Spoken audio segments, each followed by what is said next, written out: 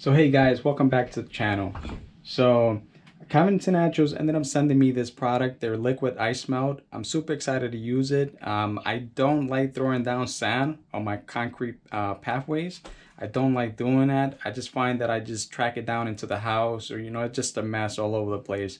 I'm super excited to try out this product and see if it'll work. I'm glad that they actually make a product like this. I had no clue. So this is going to be a game changer actually. So super excited to use it.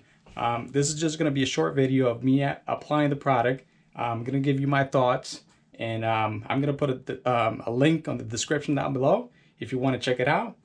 Go ahead. Covington Naturals, thank you so much. I really appreciate it, guys.